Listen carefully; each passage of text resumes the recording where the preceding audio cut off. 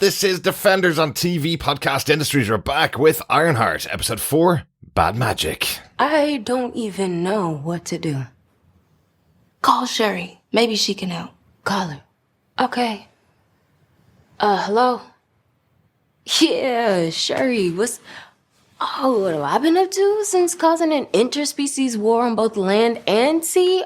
Well, I got kicked out of MIT. I joined a crew of ragged-ass criminals, and now I'm about to get my ass popped by a deranged man in a cape. Can you help? Hello, Sherry. She hung up.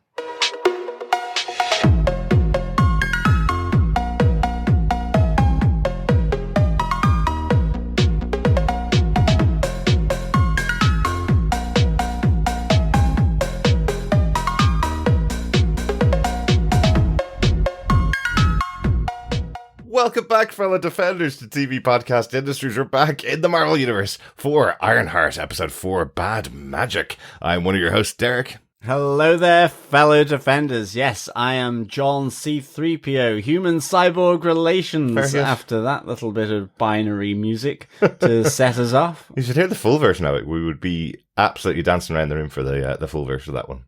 Or does it get more anthemic as we move through? Well, not anthemic. It's still the same tune made by one person, of course. But does it build? Okay. It builds. It builds. Yes. It gets more intense. Anthemic. That's the best part of the song. But it's written by Void, and the song is called Tech. And I thought it would be a really good choice for our Ironheart coverage, John. It certainly is. And since we've just gone through Pride Month, it really has been a month of partying for us. I hope you've all enjoyed Pride Month. Those who celebrate, myself and John had a great day in Dublin Pride on the 28th of June. It happens at the end of every Pride month in June. We certainly did. We've also gone to a lot of gigs, though. We have as well, including Dua Lipa in Anfield, home of Liverpool Football Club, the best club in the world. Not that I'm really a soccer person, but I'm not a soccer person, but I know that's not true. They just happen to be a football team who happens to kick the ball more in the back of the net than other teams do. Well, it's hometown, and Everton's just a little bit kind of naff, really. So. I kind of, I'm more of the fan of the underdog, so I would be more of an Everton fan than I am a Liverpool fan. But I did go to Anfield for the first time to go and watch Dua Lipa, but that was quite cool. We also saw 21 Pilots. We saw Fontaine's DC in Dublin, which was awesome. We saw Nine Inch Nails, which was absolutely one of the best shows I saw. We saw Scissor Sisters. We saw Scissor and Sisters Goldfrapp and Goldfrapp, which was cool, yeah. Awesome. What a month of gigs. All during the month of Pride, which is June for everybody else. Yeah, basically. Yeah. So even if you don't celebrate Pride Month, we hope you had a good June.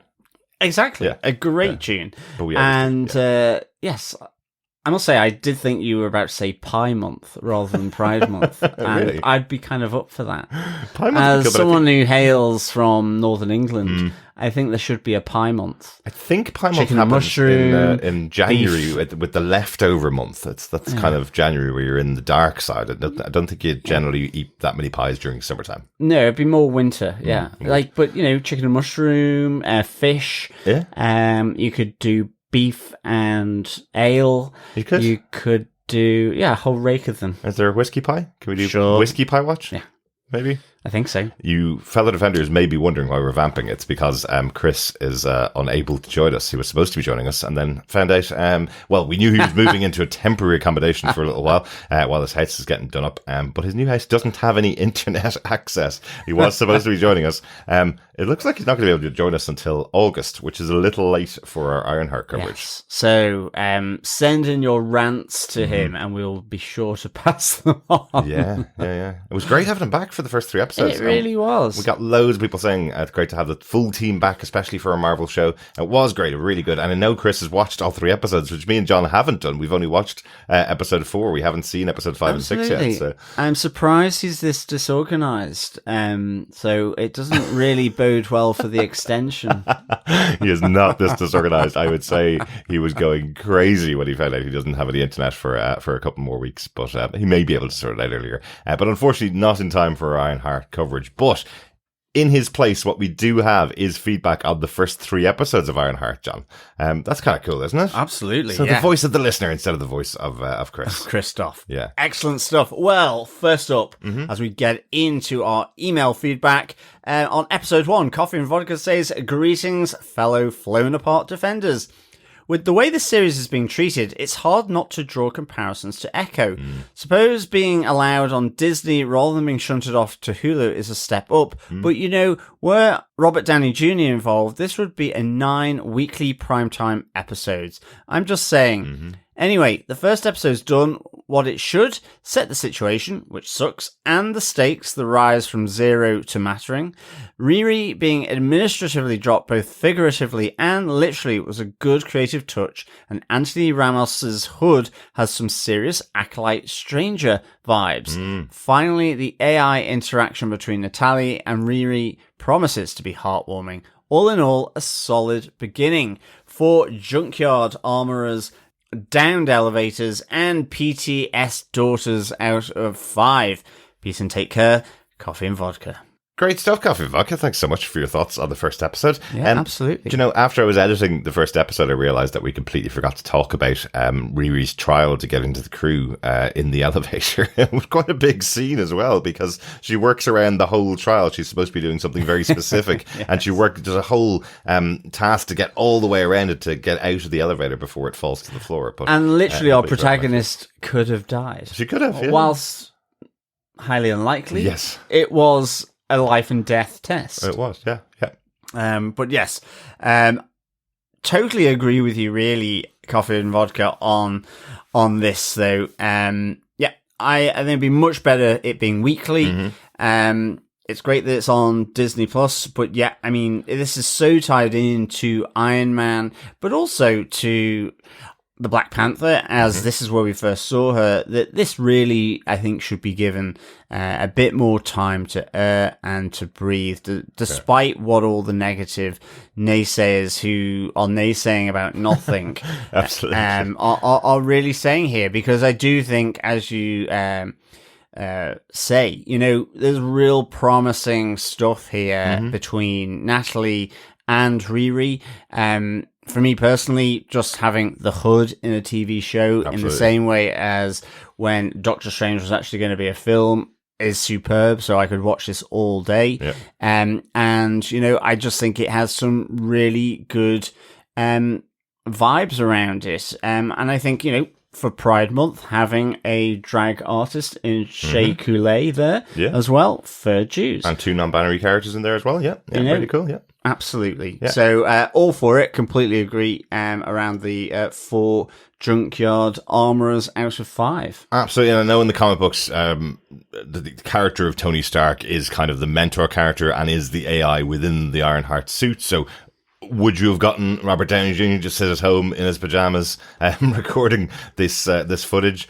Or is it better to have a new character like Natalie, who is also in the comic and is the friend of Riri? Is that not better to explore Riri through that character rather than just doing the stunt casting of having Robert Downey Jr. in there? Definitely. I know Robert Downey Jr. did record his video to Dominique Thorne to congratulate her on the series of Ironheart, but that's kind of all you want from Robert Downey Jr. I don't want him in a TV show taking up the spotlight from this character. I would love this to be weekly. We're on the 4th episode, and including the 4th episode, I don't see any reason why this had to be all dropped in 2 weeks, in 3 episode dumps. I would much prefer if it was weekly, just so we can get a bit more out of it. I think it's nuts what they're doing. But anyway, thank you so much, Coffee and Vodka.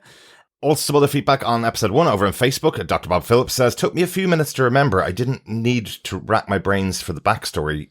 Being very old means I don't remember stuff easily, and so I just drifted in the sea of a rather neatly told story with a cracking soundtrack and an almost too realistic university funding storyline. The cloak, is that the same one the cartoon Shang-Chi fought? Must be the baddie. The car has to return with its own triumphant soundtrack, and the designer that put the pencil, paper, clip, AI in knows how to spark horrific memories. Great start to the season.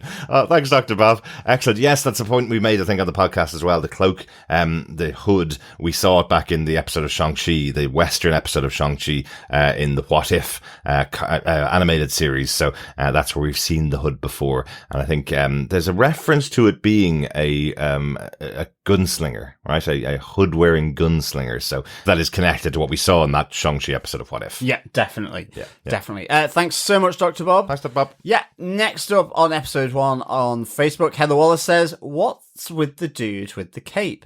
Crime goes cosplaying. I did enjoy seeing the Dean again, though. Also on episode 1, Mathematician says, young Han Solo actor as Joe was enjoyable. The lady's dog taking a liking to his lawn. Yes, indeed. I think it's, yes. The first CGI'd dog poop. I don't think that was CGI'd. think. Or not, maybe. Real defecation. I think a bit of defecation extraordinaire for Disney Plus. Yeah, I was really pleased to see Alden Ehrenreich as well. Solo is one of those movies that's really just grown on me more and more every time I've watched it. I didn't really kind of enjoy it that much when I first saw it, but I don't know, every time I see it, I just really like his portrayal of Han Solo more and more. So I'm really pleased to see him in this. And I think to Heather Wallace's point as well, it's not cosplaying, it's the hood. Exactly.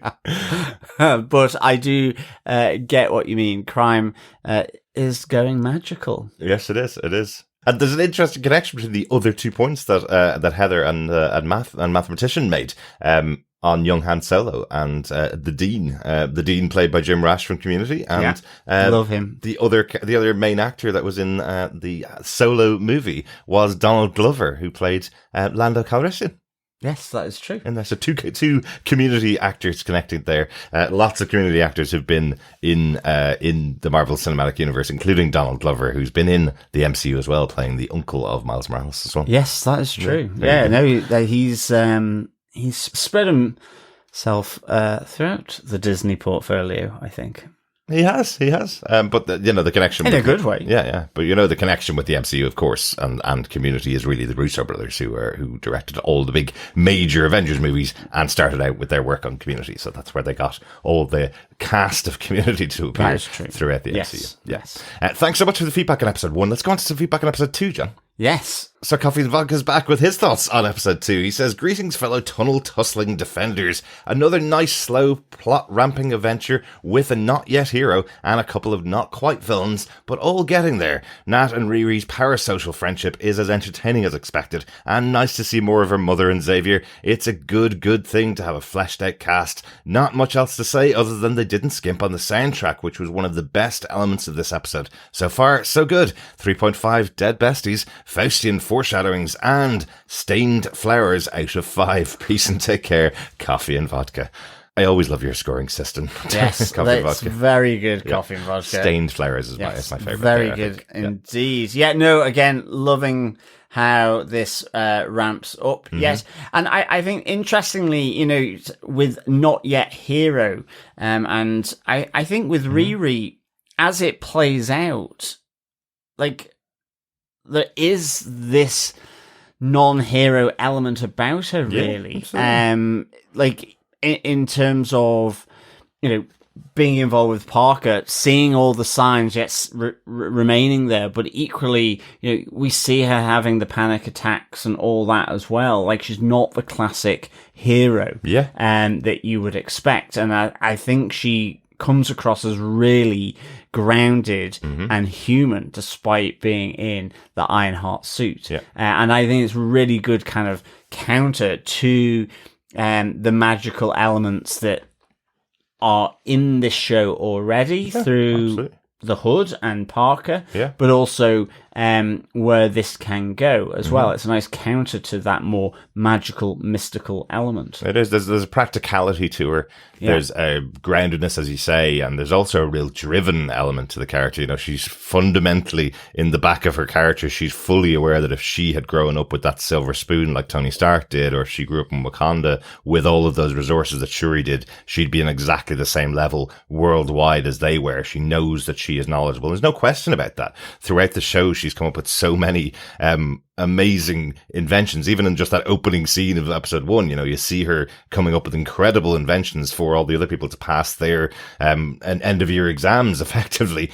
But it's never a question. Nobody's saying to her, you're not as smart as you think you are. She's really smart. She just doesn't have the funding. She doesn't have the support. So she has to turn to these nefarious means. So she's not quite a hero, exactly as you say, Coffee and Vodka. But will she ever just be a hero? I don't know. She will always have that behind her that she may need to do other things. Unless someone's going to swoop in with a big paycheck. Sort of right. Someone on the right side of the law to do that. Yeah. Excellent stuff, Coffee and Vodka. On episode 2, Dr. Bob Phillips says, are they techno Robin Hood or just a better styled tracksuit mafiosi? Does Riri really not have the ability to create an AI Gary? Or is it just her stalling until her mum promises to stop using crystals? Will Xavier be fridged in episode 3 to give our girl a mission for part 2? And can we get through a series packed full of great music without Chris giving us a rendition which could be extraordinary? Probably no, but we can hope. Excellent stuff, Dr. Bob. Well, certainly he won't be providing any soundtrack so far. That's the thing, yeah. But he didn't in the first 3 either. So I just suspect it's not his type of music because everyone thinks it's good.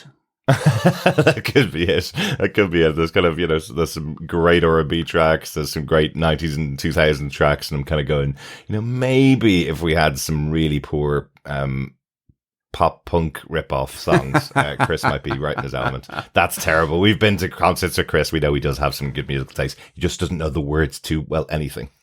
Or the tune. Or the tune to anything. But yes, your wish is granted, Dr. Bob, as we go into the more magical side of this half of the season of Ironheart. Your wish is granted. You will not be getting any musical transitions or interpretations from Chris throughout the rest of the season because, well, he's not here. But that's 2 mentions of the soundtrack for the series. It has been really good, and I think the only Marvel show that has been really well known for its musical soundtrack has been Luke Cage before, and that seems to be baked into Ironheart here as well. There's lots of really good needle drops so far in the season. Yeah, definitely.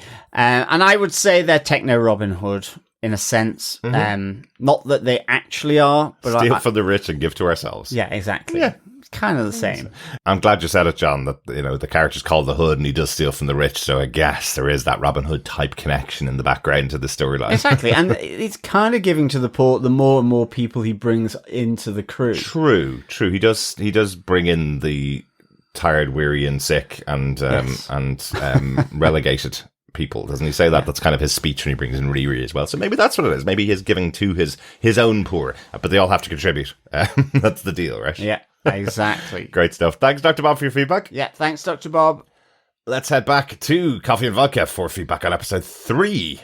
Coffee Vodka says, greetings, fellow botched job defenders. The good part about being able to binge episodes is not having to wait. The bad thing is, it's harder to appreciate them individually. Elements of the past 2 episodes gel together well while adding an element of menace. Looking forward to the conclusion of the series. 3.5 sentimental earmuffs, Knives Out, and Red Riding Hoods out of 5. Peace and take care. Coffee and Vodka. P.S. About to listen to the Ironheart episode 1 podcast. Nice to see the bands back together. It was kind of nice having the full team back together. It was. Coffee Vodka, yeah. And unfortunately, it's now disbanded again because of... Stupid internet. Stupid internet. Yeah. And Chris's lack of preparation. Well, I should just phone Chris and put him on a... See, you could just do a hotspot. Yeah. I mean, I don't know why he's not doing that. Anyway. There's no internet in the house. You have to have internet to have access to a hotspot. Maybe he has no phone internet. Just do it off the 5G. Yeah, maybe there's no 5G in his area. He's close to a big park, John. That's true. He might be in the techno dark spot of Dublin. How ironic for this show, Ironheart, all based on our technology. That's where Chris is. Excellent stuff. Thanks, Coffee Vodka. Hope you're listening, Chris, if you can get a signal. I'll post it to him on tape. Excellent stuff. Also on email, Heather Sass said, "Hi guys, this is my first time writing in, besides participating in the pub quizzes. I'm loving Ironheart more than I could have expected. I've not read the comics and only know the little I do about Riri from Wakanda Forever. Can we talk about how good the music is for this show? I've loved all the music, but really jammed out to Alanis with Riri and Joe in the second episode. What can I say? It brought me back to my youth. Speaking of the second episode, as a Heather, I really wish shows and movies would stop giving us a bad name. I feel like we're getting a bad rap.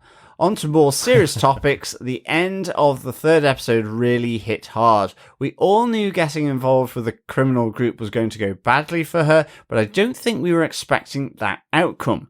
And she has now broken her promise to Joe to not get him drawn into her criminal activity. Mm-hmm.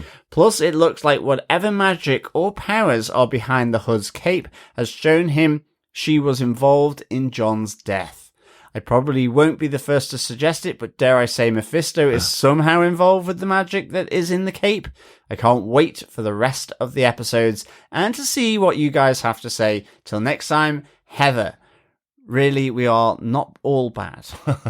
No, you're not, Heather. You're not at all, Heather. You're not. One of my lecturers at university was called Heather. Yeah, one of your very close friends. So. As well. But one of my close friends is called Karen, and she has had a really bad time of it over the last couple of years. She's an absolute sweetheart as well, but she just can't understand why her name has taken on this meaning that it has in popular culture of someone that complains all the time and believes they're entitled, because that is so far from the Karen I know as well. So I totally understand, Heather. I guess, you seem to be of the similar vintage of ourselves, as you mentioned your love of Alanis Morissette. So you may remember the Christian Slater movie from the 80s called Heathers, which I think is where this all stemmed from. That might be it, but that tends to happen in popular culture. They take a name and stick it into a movie, and suddenly it takes on this new meaning, which is totally unrepresentative of the people that we all are behind it all. Oh, absolutely. Absolutely. Poor old John seems to have a criminal in the MCU in this show. Oh, absolutely. And I remember the stories that my mum used to say, being warned off calling me John because Johns had always fared badly in history, like King John in England or John the Baptist. I think at which point the teacher in my mum basically told the gynecologist to shut up and that she thought he was educated. An educated man, yeah. There's a few more Johns in the world yes. Other than that. But also, Heather, it's really interesting that you mentioned Alanis Morissette being the one that you rocked out most to, because we did as well. And then she happened to be playing Glastonbury last week. Yeah. And we sat down and watched her full set, like I think everybody across the UK and Ireland did. And it was absolutely superb seeing her live again. She's got such a presence on stage. She's fantastic. Although I did like the joke that she was just trying to make up her 10,000 steps by running back and forth across the stage for the entirety of her gig, but she's always done that. So, but great to hear from you, Heather. Yeah, absolutely. So good to hear your thoughts. I hope you get to us by the end of the season with your thoughts on the other half as well. Yes, and good call on Mephisto, because I think at the moment it is a dead heat between Mephisto, which it has been since WandaVision, where we've been saying he's been about to pop up like a whack-a-mole since then. And, of course, at least depending on whether they stick to maybe sort of the more comic version of the Hood, it could be the reignition of Dormammu. The return of Dormammu. Yes. Will they get Benedict Cumberbatch back to voice? Would you know, after episode 4, which we're about to cover, and Zelma being there and Doctor Strange being referenced, then it would be quite nice if Benedict Cumberbatch had a little cameo here. Voiceover as I am Dormammu. Prepared to party. Well, even in person as Doctor Strange. Yeah. Or, as Dormammu. Absolutely. As we've said, we haven't watched ahead. We've only seen episode 4 to cover for this particular podcast. We will be catching up with the other 2 episodes. So I hope we'll see the resolution to this by the end of the series, though. Yes, definitely. And I'm seriously trying not to get spoiled by reading anything to do with social media. But thanks so much, Heather. Absolutely. Thanks, Heather. Also, in episode 3, Dr. Bob Phillips says, that's a very dark turn for our girl, reliving the last moments of the drive-by shooting, witness to murder and letting a man die, and dropping the fancy skin dressing and potentially sending Eziekiel, Joe, to the barrel, or whatever it is that high-tech arms dealers get sent to that isn't the raft. Will there be joy in part 2? Will Ja or Ma or Ga Ri save the day? Not long to find out. Thanks, Dr. Bob. I like that. Jay, Ma or Gary. Yeah, I like that. Ga, yeah, very good. What is the raft for high-tech arms dealers? I think it's just prison, to be honest. I don't think they send them to the raft. I don't think they need to have a specific place. I'm trying to think now. I can't remember if there is one. I think it's just prison, but we will talk about that more in the episode upcoming. Thanks, Dr. Bob. Yeah, thanks, Dr. Bob.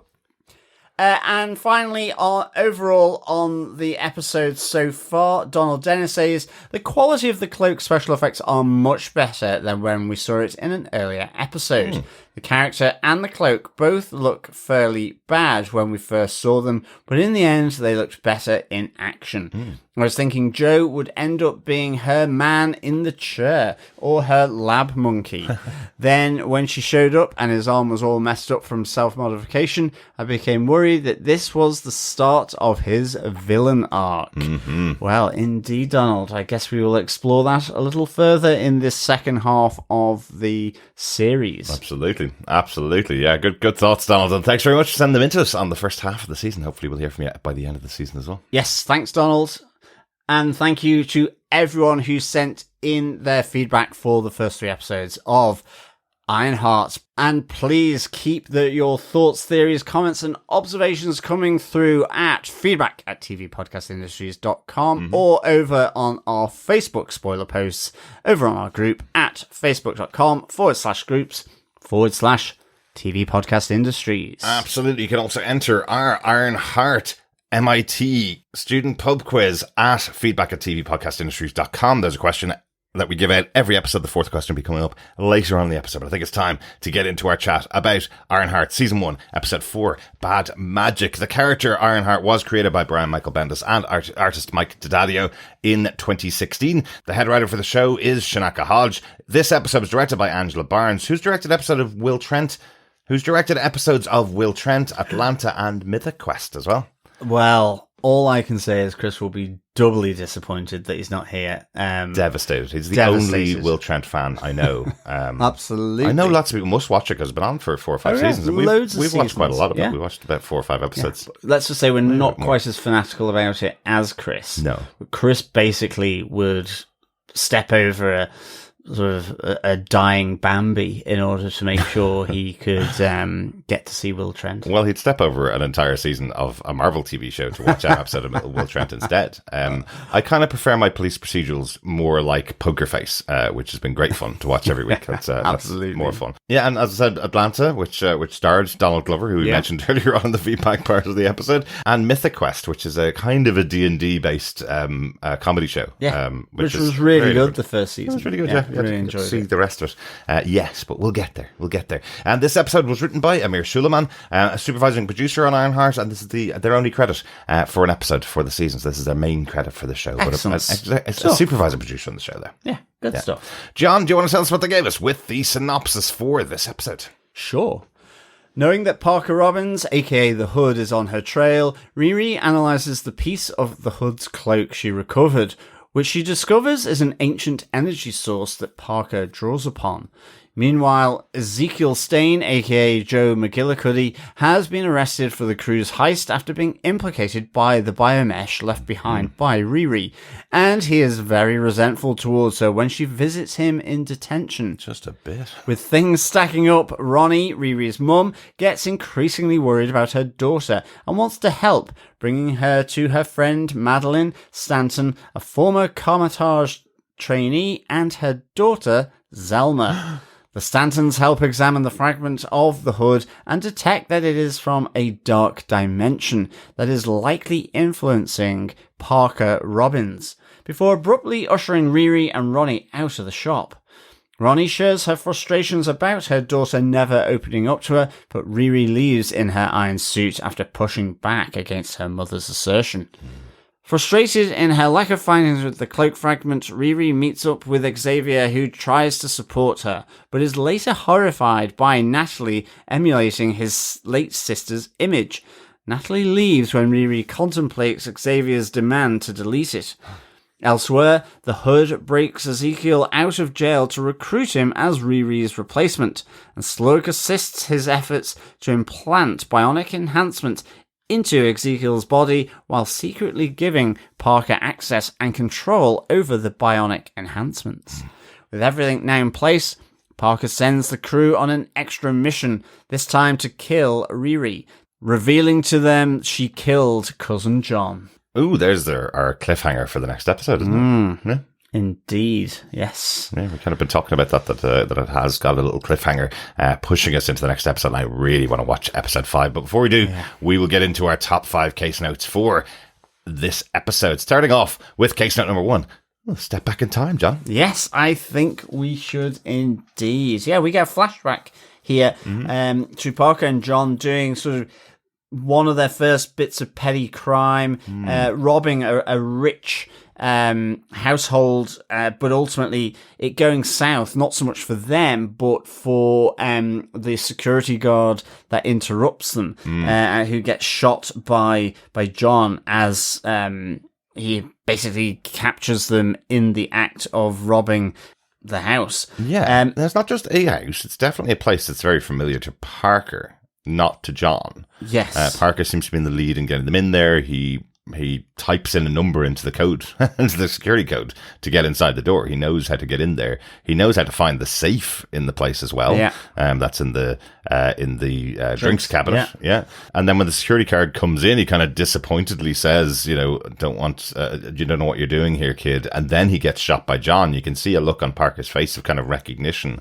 of who the security guard is. Now, I picked that up on the watch of the episode. I presume we're going to learn more about Parker and John and how Parker got here. Hopefully we'll learn about where his hood came from as well. But it does feel like this is a childhood home, maybe, or somewhere that he knows very well anyway. Yeah, possibly. I mean, I think certainly this flashback feels like it shouldn't be the last one, because a bit like yourself, I thought this was going to kind of reveal how Parker got the hood. Yeah, like he stole it from the safe in there or something. Yeah. Now, the safe was too small, but I thought this was what it was going to show. As it then fades into, and transfers into this kind of sort of wake for John at the pizza restaurant headquarters that they're in. And really uncomfortable wake, isn't it? Slug is the one that's trying to lead it because Parker's a little bit off, and Slug kind of going, all right, everybody say something they like a lot about John. Okay, I guess I'll go first. Nobody's willing to say anything. It's awful. It is. I mean, but in the end, they do go round, and you have this, ominous sort of reflection from Parker, who says, I miss his loyalty. It's what got him killed. Yeah. As he's looking at Riri. Directly in her eyes, yes. And then, she's kind of senses that there is something not quite right. And that even becomes more ominous because, she's like, is there anything I need to do? And he's like, no, I've got plans for you. Yeah. And then just leaves it. And she's like, okay. That did feel very cartoony and Scooby-Doo like. No, you don't need to do anything. I've got plans for you. Get out of my sight. I mean, you go home now and you'll be fine. I'll call you when I need you. It was a little cliche, but it was certainly ominous enough, really, there for Riri to get the hint that, in essence, and it becomes more apparent that Parker is onto her, later on as well. But certainly that's kind of the initial sort of disquiet, the bit of, that gut feeling that something's not quite right here now between the two of them. Yeah, absolutely. Anything else in the flashback? I wish it was a bit longer. I wish there was a bit more definitely. to it. And I feel like we had to interpret why it was being shown there, rather than it actually being really clear what was happening with Parker and that's John what I mean. here. It'd be weird if there's no more flashback. Yeah, it would, wouldn't it? If that is the only one. Yeah. There must be something. Must be something else. Yeah. I feel there should be something more here in the next few episodes. Yeah. Rather than it just being that. Yeah. Because we knew that they robbed and started off as criminals. It felt like it was left hanging. Yeah. It needed more, and maybe that will occur over the next 2 episodes. I'm sure it will. I know our fellow defenders already know whether there is more or not, and we will very soon as well. Let's get on to our case note number 2. Very John. ominous. Yeah. Yes. Let's get on to our case note number 2, John. It's a kind of magic. Now, I watched this episode before John did, and I was so excited about the appearance of a character, mostly because I knew how excited John was going to be about the appearance of this particular magic character in the Marvel Cinematic Universe, because we are introduced to Zelma Stanton. And why is Zelma Stanton so cool, John? Because she is a new magical character, brought in during 2015. Yeah. Very close to Doctor Strange, but appears in a Doctor Strange comic series, Doctor Strange #1, that is written by Jason Aaron and has the artist Chris Bachalo. Yeah. And it was just a great character.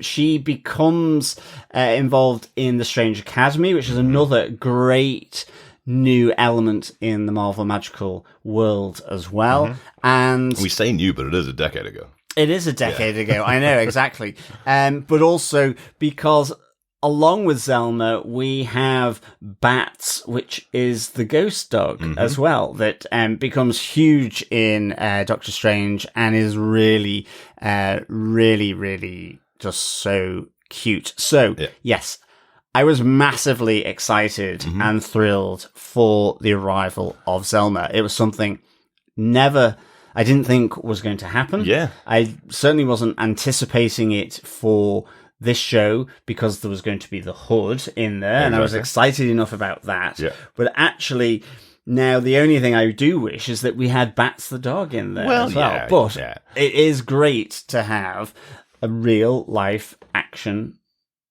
Zelma.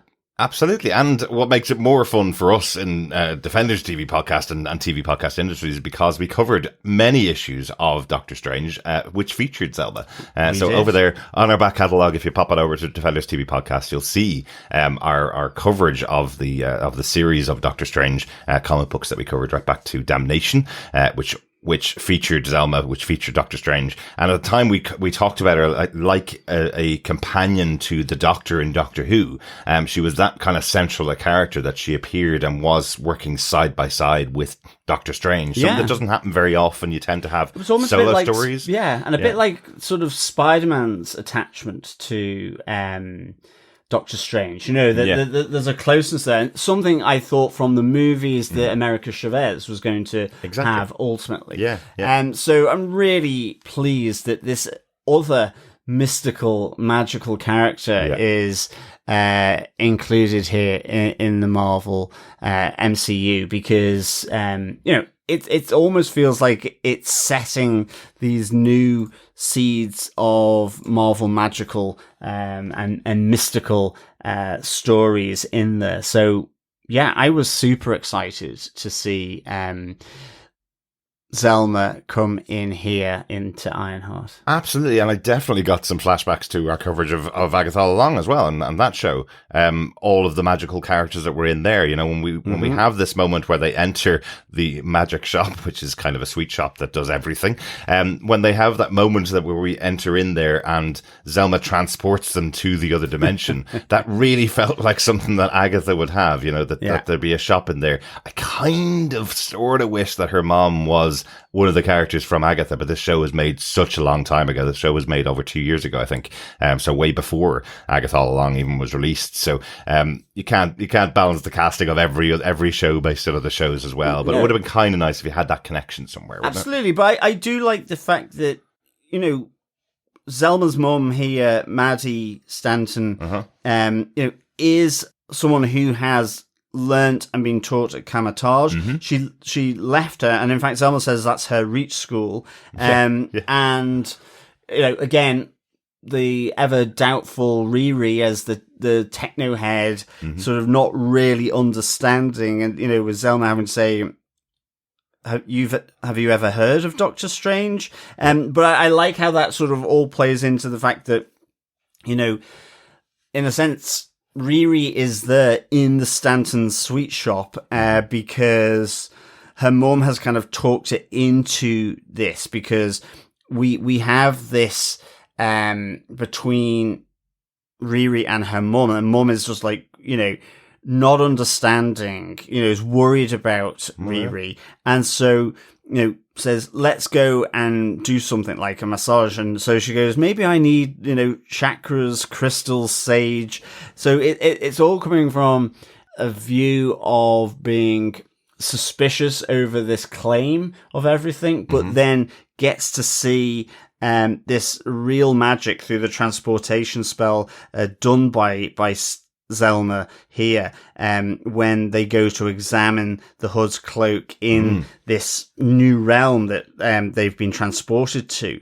And it's just really nicely played. I mean, even the fact that it's a sweet shop and Riri is there going, I asked for magic, not Willy Wonka. And her mum is like, but Willy Wonka was a magician in his own way, well, yeah. So I really did like this. And I like that Zelma also responds that she's the Oompa Loompa there, obviously having heard their entire conversation about her shop, I really like this introduction to a character that we have enjoyed so much in comic books. So another cool character on the board now in the MCU, but they don't really find out a huge amount. They find out that this is ancient. They find out it's from a very dark dimension. It's not from our realm. Yeah. Hence, some of the properties are the fact that it's unstable. Exactly, yeah. It's kind of interesting as well then that they start doing something and Ryu's like, well, what are you doing? And it's like, oh, I'm reading tea leaves. And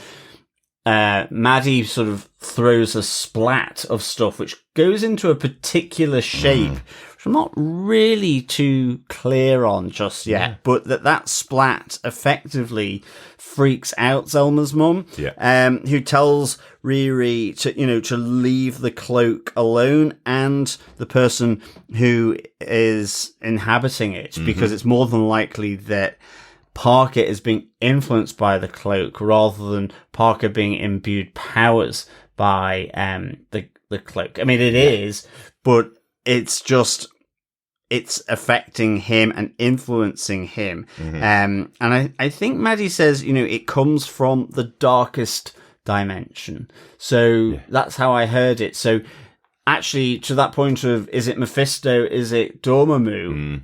Okay.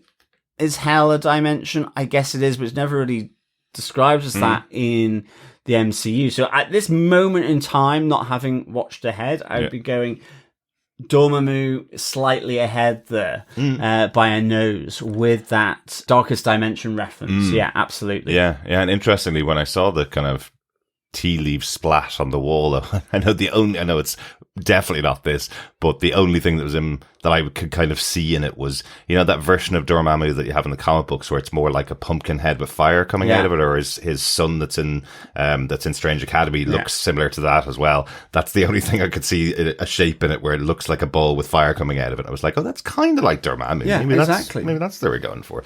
I guess only time will tell. I guess so, yeah. But they're both kind of kicked out of the shop for bringing this onto the Stanton family.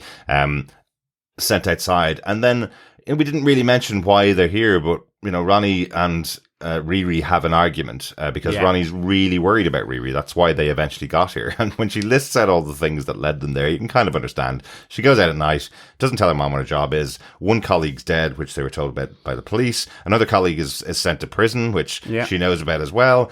She is now sleeping in her iron suit to protect her mom. And she gives her mom a watch where she gets wrapped in a bubble when a gunshot goes off in the X-Files TV show. Mulder shoots a gun and her mom gets wrapped in this bubble, and her mom's going, all right, there's something wrong here. We need to sort you out. Yeah, I've just been airbagged by this watch.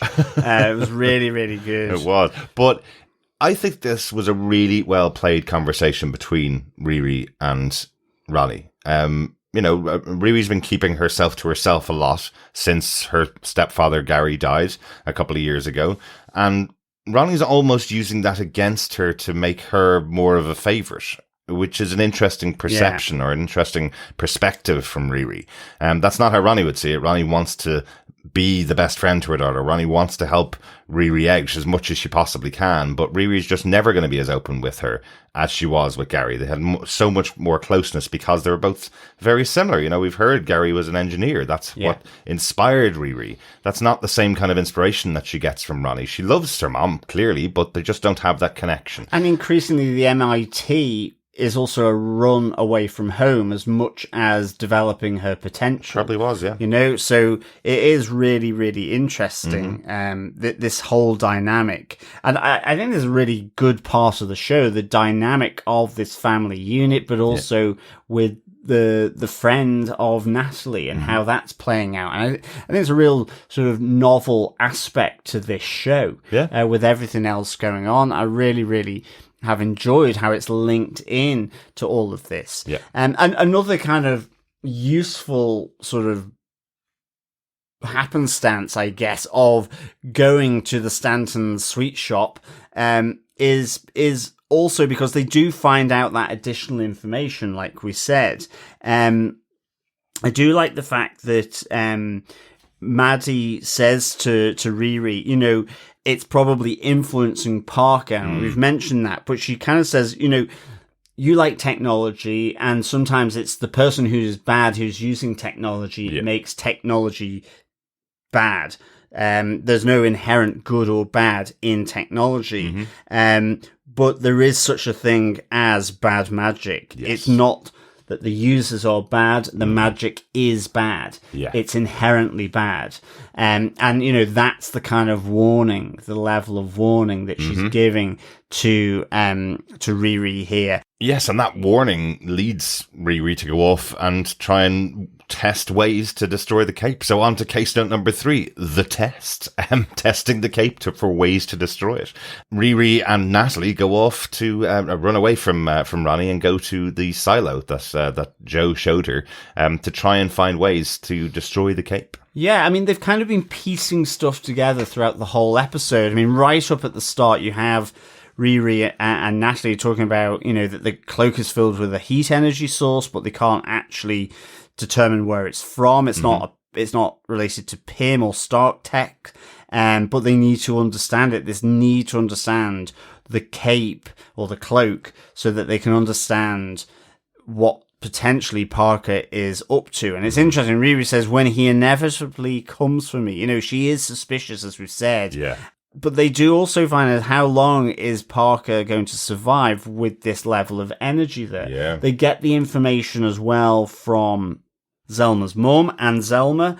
And then finally, with that warning, they look to try and, as you say, then destroy it. Yeah. And again, the new piece of information that's really coming from this is the back at Stane's sort of tech store in the silo is that literally everything they try, biological, heat, cold, acid, other chemicals, to destroy this fragment of the cloak, and they can't destroy it. Yes. They can't figure it out at all. Leaving Riri to think that this is millennia old, and they are definitely not Stegosaurus, the first people. years old. Yeah, exactly. They're definitely not the first people to try and destroy this cape. So what could they possibly do? I love that little joke from Natalie going, "We could throw it in the ocean." Oh no, I've just had an image of a penguin in the hood. Oh, that was a good little joke. But there is one moment in this that I must say I really, really didn't like. We've got a massive tech genius here in Riri Williams. They go to the silo to get in, and she can't work a way to get around the scanner that Joe's put in, or as we know, Eziekiel Stane has put in. And then Natalie goes, "Have you checked under the mat?" And the keys underneath. And I was going, but the two of them are tech geniuses, right? I know that there's a bit of a joke about Joe being a bit of a loser, but he's not going to put a key underneath a mat for something that he's locked up so tightly and has effectively weapons and bombs inside. It's a bit of a joke, but it kind of undermines both characters to say that he would have a key under the mat. I mean, look, in the scheme of things, is it the best thing? Probably not. But equally, how many times have you seen the car keys in the sun visor? I know, but that's a bit different than having the nuclear weapons behind a door and there's a key under the mat. When you have right outside, you have like you use those kind of scenes to enhance Riri's character and show that she can break into anything because of how intelligent and smart she is. They should have had that scene. They went, okay, we're not going to waste 5 minutes on that. We'll do a 2-second joke instead. Well, presumably as well, Natalie as AI could go working out the combinations, 7 seconds later, the combo, or even processing that, the usual thing of where are the fingerprints on the buttons? You know, that kind of stuff. Something. But yeah, I know what you mean. I know what you mean. Yeah. I mean, because I quite like them working through all the different ways to try and destroy the fragment of cloak. Yeah. You know, how that, like, even just going to biological, I was like, oh, that's great. Yeah. You know, thinking biological, I guess probiotics might eat it up or something, you know. Just something, yeah. So it's kind of really cool. good. They tried so much stuff, and all again, another great needle drop for this one. The Erykah Badu song that they use in the background works really well for this investigation scene. It doesn't provide an answer to the question that posed, but I guess the big answer that they get out of it is that it's indestructible by any means that they can think of right now, and it's also ancient. Yes. That's the big finding that they have. Yeah, and I like that they also order takeout to this silo as well, and she has to eyeball the delivery person, so because he's kind of like, well, where have you come from? Because this is basically just a silo and a field and a few sheds. And she's like, get off the land, you know, that kind of thing. So I kind of like that as well. She gets arrested in the final episode because they're tracking her or something through her orders. Maybe that's it. But let's move on to our case note number 4, because there's another big moment in the episode. Kind of spins out of all the stress that Riri's been under. So on to case note number 4, panic attack. Well, that's it. I think all the stress, you know, her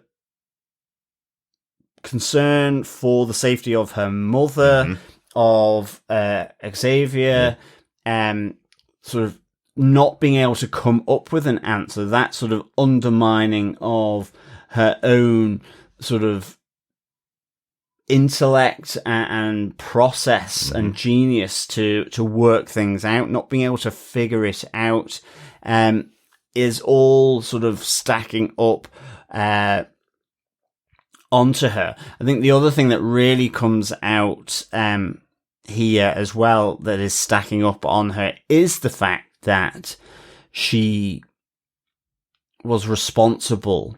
Even though there was self-defense, she was responsible for John's death. She didn't think that would be something that she conceivably could see in her life, yet it's there. And we have Natalie trying to calm her down, saying, you know, he would have done the same to you. Yes. If that was on the foot, it was effectively self-defense move. But I think there's also a stress and a pressure, not only because of these other things, but around ultimately how she's gotten involved with the gang and Parker and a murder here, what's happened then to John, this death of John, murder of John, and we've seen that sort of panic attack previously, and this is again a reoccurrence of that, and it's just added to this. I mean, even when she goes to the prison to see Eziekiel, you know,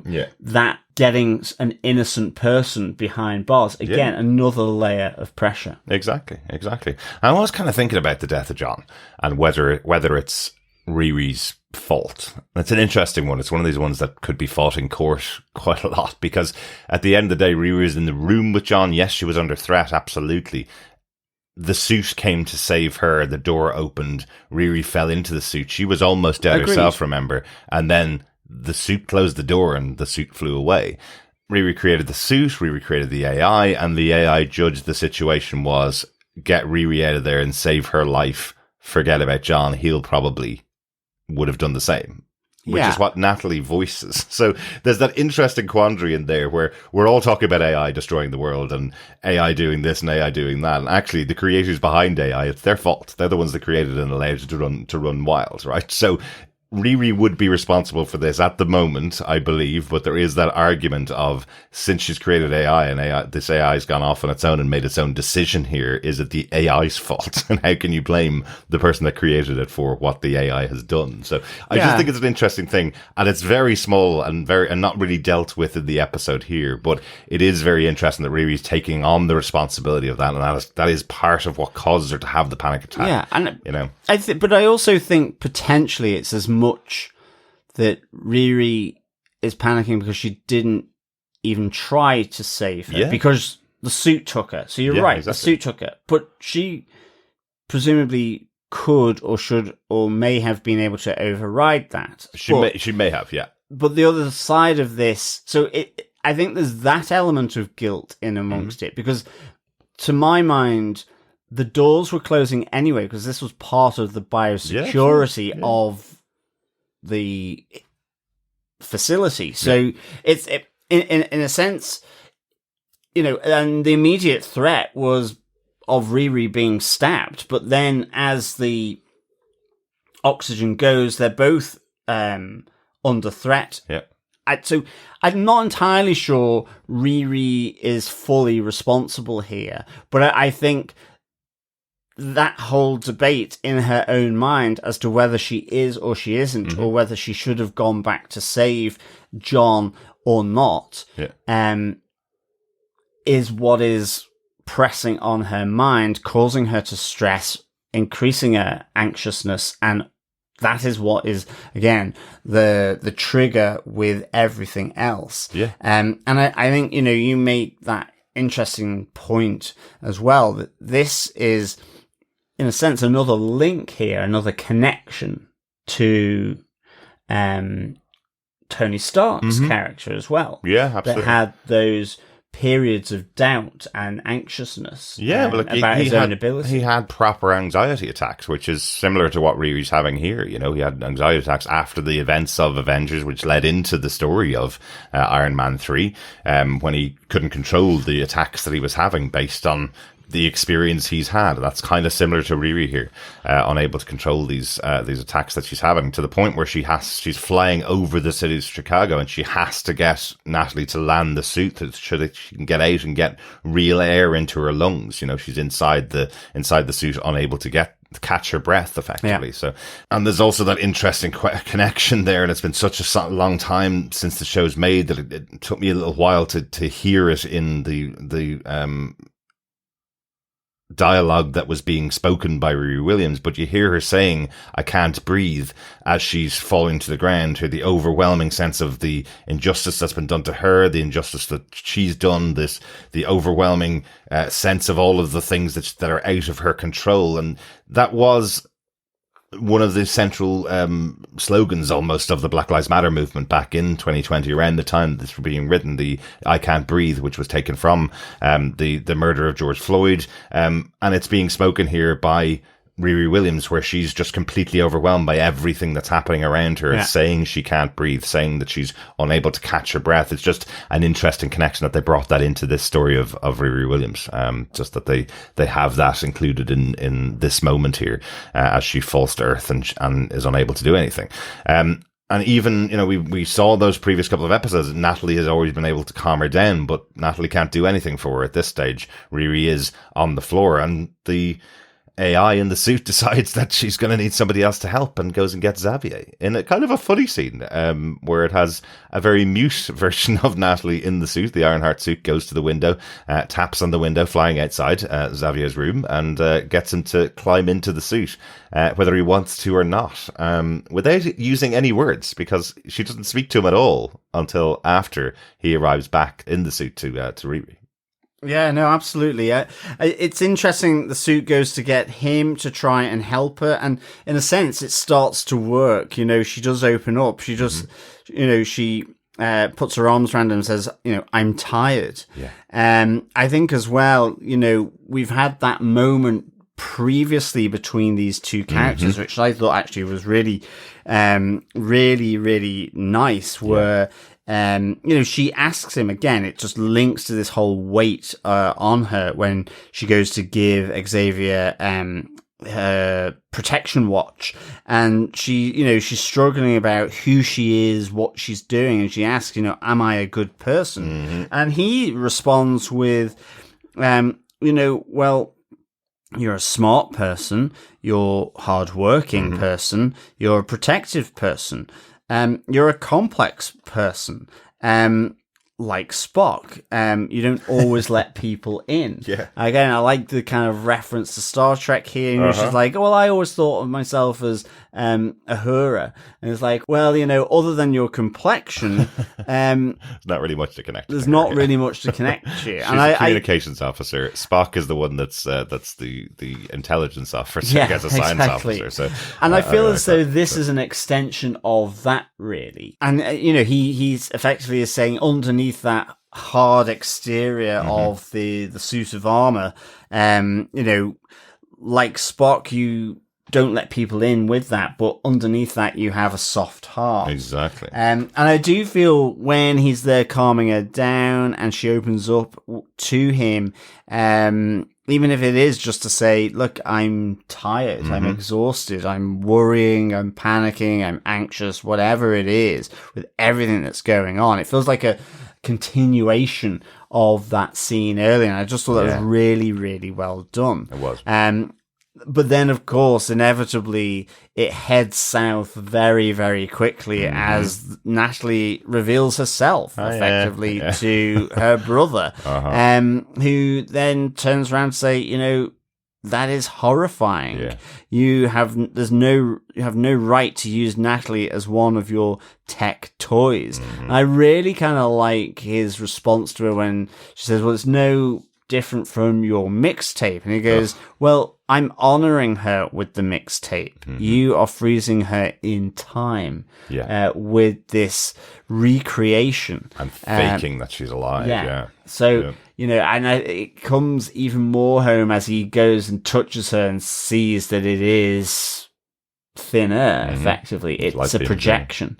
It kind of goes south really quickly, and Xavier is really not happy with what has transpired in the end. Yeah, absolutely. And so again, another emotional crutch lost here. Yeah, for her, at least, and again, compounding her problems and anxiety. Yeah, and even more than that, he throws the watch off, the protection watch that she gave to him to protect him, like she gave to her mother. So, kind of think that's there because we may be seeing Xavier being punished for what Riri's done, seeing that he's very close to her. Yeah. So now he doesn't have the protection watch on because he threw it off himself onto the ground. So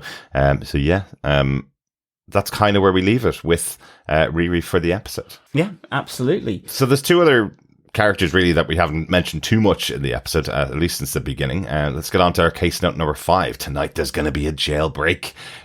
Zeke is in prison for a while. You mentioned already her talking to Zeke in there, and he seems really pissed off at how Riri's been treating him like a petulant child who gets what she wants out of everybody around her, not caring about them.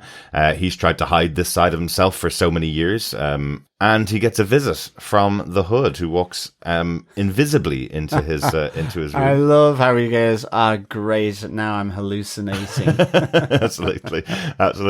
But I like this conversation between Zeke and Parker Robbins.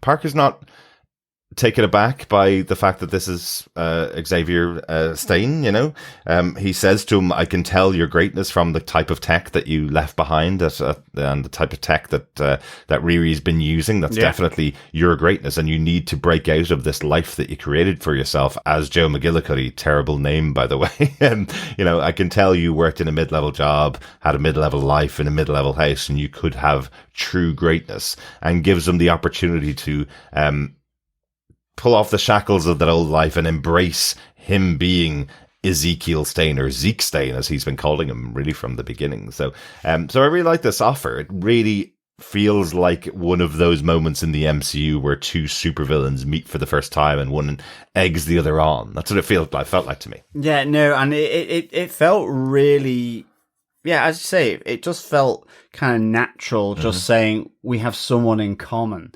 I like how it's kind of also, it really spooks out Riri, because he says, well, I'm getting a new tech specialist. But he's getting a new tech specialist because, Parker says that he knows that she used someone else's tech. And he knows that she's lying. He's intimating this through how he's speaking to her. But and that she should have come to him if she had needed help. She shouldn't have just gone off on her own bat. Exactly. So, this is him recruiting his new tech specialist in Eziekiel Stane. So that was really good. And then seeing him break out of prison with the help of Slug, where the lights come on as he moves on. I just really enjoyed how that sort of was realized. It's just because we haven't really seen enough of the crew around the hood. I think, we've got a lot of Riri's side. We've got a lot of time spent with most of the characters, except Xavier. We probably need a bit more of him on screen. But this crew that's been featured in the episodes, we get little moments with them. So having this moment of Slug using their abilities to get Zeke out of prison, I thought was a really good use of their talents, a really good use of this character, and showing their abilities. And then we have the blood siblings who are gathering together all of Zeke's stuff. They're getting all of his equipment, all of his stuff together so that they can bring him and get him ready to go straight off the bat once he joins the gang. And he doesn't wait a second before starting his new path and getting his experimentation going, I guess, to get all the bionics into him and creating this interface with his brain stems. It's like, I've been waiting for this for years. Didn't want to do it because everybody will think I'm Obadiah Stane's son, and they'll think that I'm that I'm somebody else. And then he goes, no, embracing it immediately, and off he goes, setting himself up. I love that he even shaves his head, like in the comic books. That was it. I love the haircut, and it's like straight out of the comics. Yeah. Immediately 10 times more evil looking, and although really good. Doesn't Slug call them a bargain basement version of Jason Statham? Yes, isn't it? Yes, they do. So it was like really, really good. Yeah. How this gets going. I mean, although it also looks pretty terrifying because it's 2 drill bits heading towards his temples and sort of rotary saw blade over his head. So absolutely. And I'm there kind of like just going, and where's the anesthetic? Nope. Like, surely you do this with anesthetic. But does anybody remember the old Bill Bixby Incredible Hulk TV show? Because this looks exactly like the experimentation you'd see in the opening credits every week going into the show. Just the way they have the red light with all the spires on it on the side of his head. It looked exactly like Incredible Hulk to me. So I wonder if that's a little inspiration that they had there. One little change that is being made during the experimentation, which I thought was quite interesting. I think it was even mentioned in the synopsis there, John, is that Slug deletes the administrator. He has the subject listed in there as Eziekiel Stane, and the administrator was also listed as Eziekiel Stane. You see them deleting it out and putting in the name Parker Robbins as admin. So he's not going to get everything he wants, and it doesn't look like he's going to be in control if he does put all of the implementations But inside. interestingly as well, the code for this is from Madripoor, and you hear Slug say, I could do a lot of damage with this. So, like, there's a familiarity. You hear Stane saying he got it off the black market, but Slug is kind of impressed by the level of coding that's gone in. She recognizes it from that quality from when she was in Madripoor and what she could do with this. And he's like, no, leave it as is, but... Yes, then you see her changing. You see her changing the admin to Parker. So really good. But then ultimately, we have Parker. I love the sort of the dark eyes that when he's in the lift. Again, as I say, dark eyes. Almost for me, demons, supernatural. So maybe I think Mephisto and Dormammu are a little level pegging again after this. And he wants Riri's head here as he tells his crew that she was responsible for the death of John and killed him. Seemed a bit out of the blue, but. I did like how it was all culminating in this kind of move, almost like the reassembling and the rise of his gang as effectively Riri is sort of dismantling. Yeah, it didn't just seem out of the blue. It seemed like they needed an extra scene to link it to what's going to happen in the next episode. So they had to have him in a room telling his crew. That's all it felt like. And I wasn't even sure they were in the same room. As you say, he's going up in the lift and he's saying the words and they're all reacting to it. Yeah. But there's not really a moment where they're going, oh my God, Riri? The person that we've been working with for the last couple of months has killed the cousin John who've been working with for the last couple of years, you know? There isn't really any reaction from everybody. They just kind of have a reaction. But it's more of a determination going, like, our boss told us to do something, so we're going to do something. It was, I definitely. Yeah. I also couldn't stop thinking about what you had described, which is when he does take the cloak's hood off, his hair just seems to stay in the shape of the cloak. I wonder if it's just he's wearing the hood so often now that he's got hood hair from that. Is that all he it is? does. He has. Some people have bed head, others get hood hair. Hat hair. Some people have hood hair. Exactly. Yeah, exactly.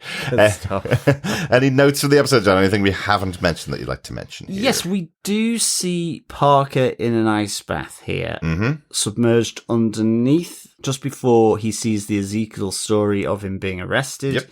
And I just think that links in a bit to, we saw all the veins being covered up, all that kind of creeping vein, almost like that spread of disease or bad blood. We saw John trying to cover that up. John's no longer there. We had the reference from John, this place is really warm in here. But then we have Riri knowing that there is a significant heat energy source connected with this cloak, with the hood. And does say how long will Parker survive being in this proximity to it. Yes. So we see here Parker effectively being quite comfortable in an ice bath for like 11 minutes. It did say 11 minutes. Something on there, like wasn't that. It? Yeah, I was like 11 seconds would probably be enough for me. Ice bath. See, there 11 minutes. Nanoseconds for you. That's probably true, yeah. Yeah, you wouldn't be able to deal with that. Not that you would either, John. Yeah, I'm not sure I'd be able to cope with it much better than you, but I think slightly better. It's certainly not 11 minutes for either of us. Oh, no. Not a chance. Good stuff. I've got two quick notes to mention, just because I've mentioned them in the previous 3 episodes. The Ironheart is framed on the wall at the beginning of the episode when they're talking about Cousin John's death, and they put the picture of John on the wall. You see Ironheart in a frame there. As we mentioned, they're showing up in different places in each of the episodes. And because we're talking about a TV show, the Marvel Cinematic Universe, we have Whiskey Watch for this episode, because in the drinks cabinet in the house that Parker and John break into, we do see a Glenlivet 21 in the drinks cabinet. Nice. A fine whiskey there. It is. Very nice. Yeah. Very nice. Excellent. Excellent stuff. I think that's it for all of our notes and points on this episode. John, do you defend Ironheart Season 1, Episode 4, Bad Magic? Yes, I do defend episode 4, Bad Magic. I know the name is Zelma and not Thelma, but I'd give this 4.5 mystery machines out of 5. Magical mystery machines, maybe. Magical mystery machines, yes. Excellent. I really, really enjoyed this episode. Because we have Zelma in there, which I was not expecting. I did not expect that Ronnie's friend, Maddie Stanton, or Maddie, as we knew her from the kitchen, was going to turn into Maddie Stanton, mother of Zelma, educated at Kamar-Taj, and there being a little bit of specialist witchcraft that she talked about. She had great pride in the skills that Zelma had. So I really loved this introduction of Zelma. Didn't her mom say something like, because she was able to educate herself outside of Kamar-Taj, her witchcraft is different than she would learn there in Kamar-Taj as well. And she's come up with some really good spells. So very proud mother. So I really enjoyed having Zelma here. I really hope we get to see this grouping again. I think it'd be really important, certainly in relation to that connection to the hood. Yeah. As always, I want to see more of the hood, actually. I'm starting to think that Parker's been a little peripheral as leader of this group. I think it felt more like that because it wasn't connected to the group this episode and the death of John. So we've got kind of fragments of Parker. Yeah. And in relation to then the fragments of the cloak, I like how this developed through this episode. And I just liked also the development of Riri sort of and her anxiety and panic attacks getting ever more and more to the point now where Natalie is unable to sort of help calm her down and get her out of that funk, really. Yeah. So I just thought this was really a really good episode. So 4.5 magical mystery machines out of 5 for me. Excellent. Derek, do you defend this episode of Ironheart? Yeah, I think it's pretty evident that I've defended this episode. I really enjoyed it, actually, I must say.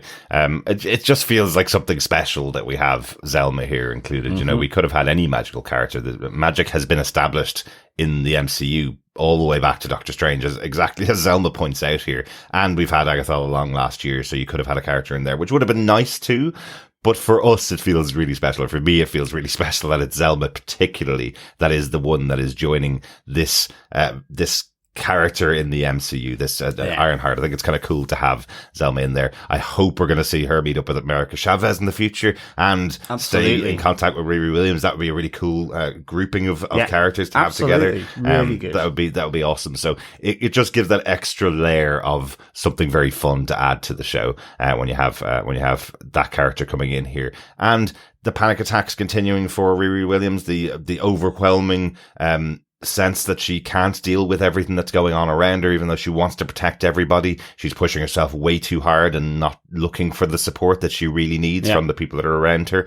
And then when she does, to Ronnie's point, to her mom's point, even when she tries to get the help from her, she's lying to her. She is telling Riri that she can be helpful to her, but Riri's going, no, I'll make up an excuse and not involve you in my life, basically. Yeah. So something's going to have to give.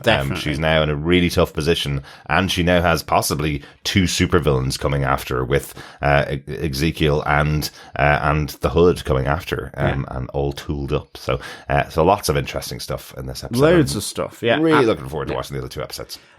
Can't wait for episodes 5 and 6 now. And also to determine the age-old question of, is the Hood powered by dark magic from the dark dimension or bad magic from the hell dimension? It's a bad dimension, yes.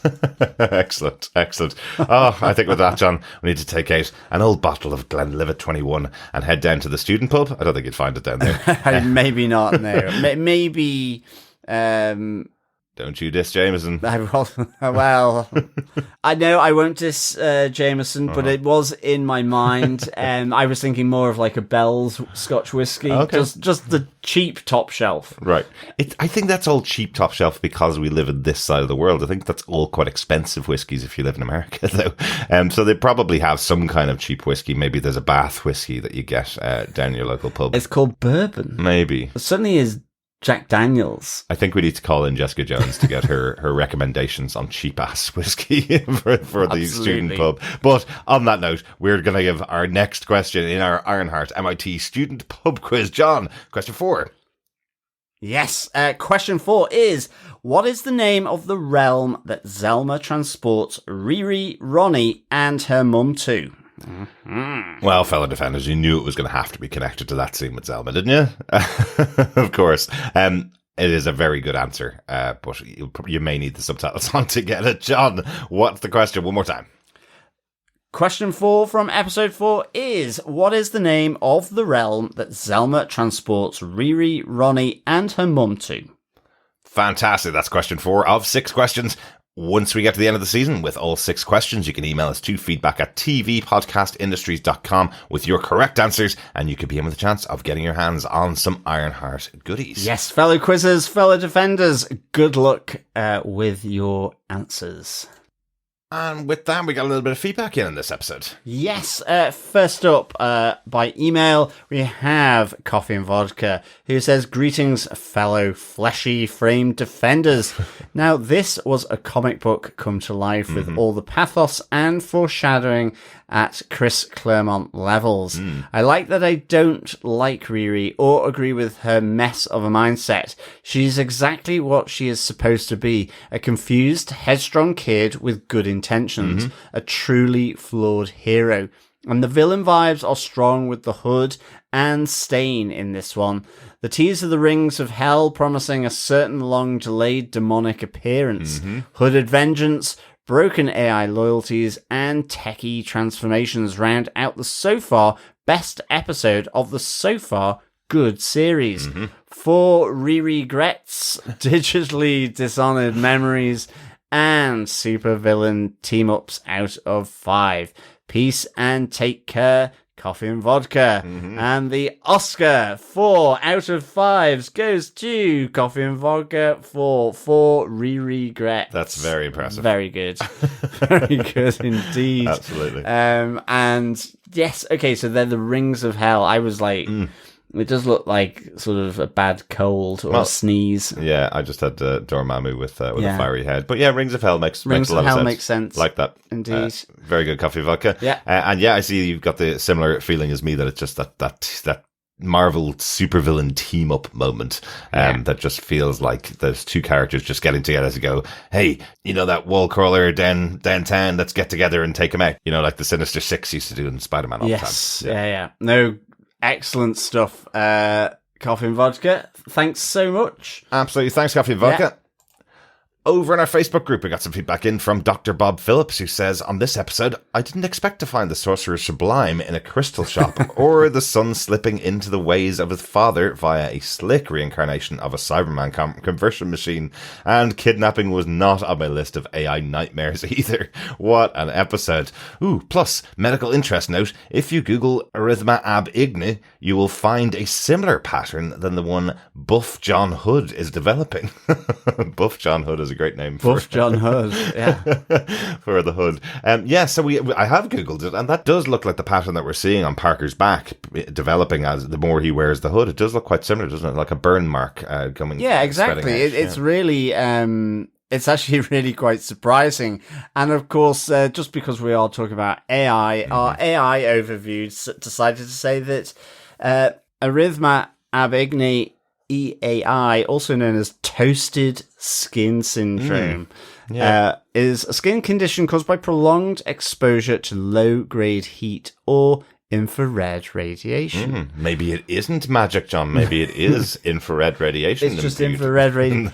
It's all the mobile phones. That must He's got too many mobile phones and devices setting off stuff that is causing his skin to go like that. That must be it. Yeah. I also agree with you, Dr. Bob. Another AI nightmare to add to the list is that a suit may arrive at your door, kidnap you whether you want to or not, and throw you somewhere in the street. Absolutely. That sounds great, doesn't it? AI has taken over my house because it knocked on the window and dragged me out of my bed.